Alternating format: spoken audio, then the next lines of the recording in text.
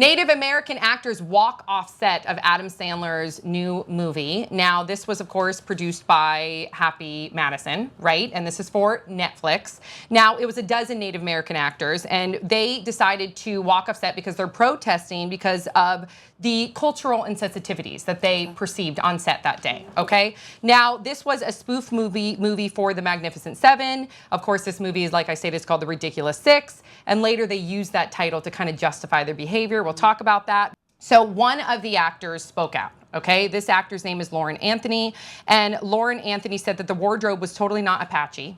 It was Comanche. The props on set weren't Apache either. Also that they were very disrespectful to women, indigenous women, women in general. So for example, they said that, quote, this is according to Anthony, quote, among the offenses were a main character who has the name Beaver's Breath, and all adults know what a beaver is. Anthony goes on. And the name for the other Native American lady was Wears No Bra.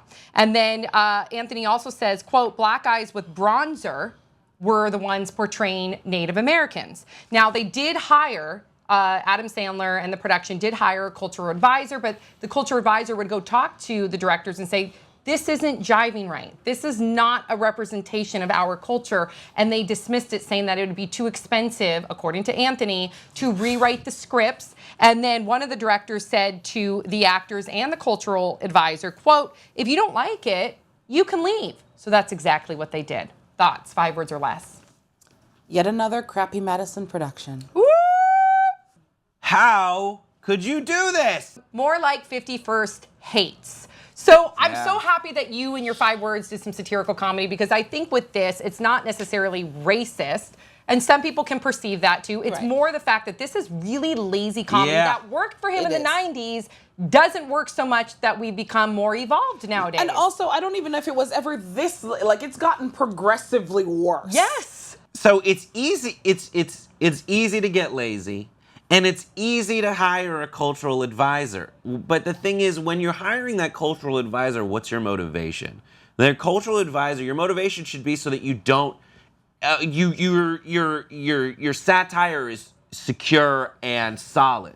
Your hiring of your social advisor should not to be so that when people accuse you, you can just say, we hired a social advisor. We have one. And our title is Ridiculous Six. According to their statement, they said that. They need to have every aspect that is accused of being over the top and insensitive to be in service of a satirical stance of making fun of the way movies like The Magnificent Seven and others characterize Native Americans. Absolutely. Which is I mean, 100% agreement.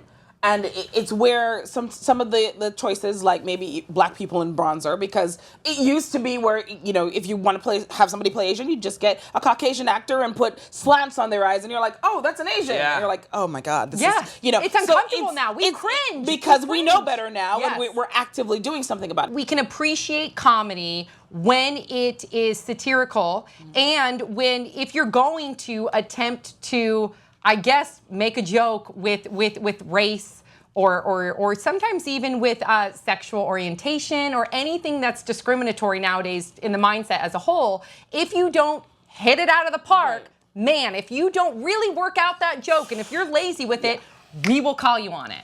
Also, there's a certain amount of privilege that comes from having a 20, 30-year career and being so established and so deeply entrenched in Hollywood. You can just pump out Jack and Jill, for example. Thank you. Can't or unsee Paul that. Mall Cop. Can't unsee that. Oh my God. Here's the thing. I hope, I love what we all had to say. I love your advice of them saying now's the time for them to take the feedback. I really hope they do, because I like that group of people, and I do think that if they can take this as criticism and constructive criticism, then hopefully they can just be better comedians and they can have a rebirth of their career again. Just because you're making money on your movies doesn't mean that you're making good movies. I expect more. We all expect more, and that's okay.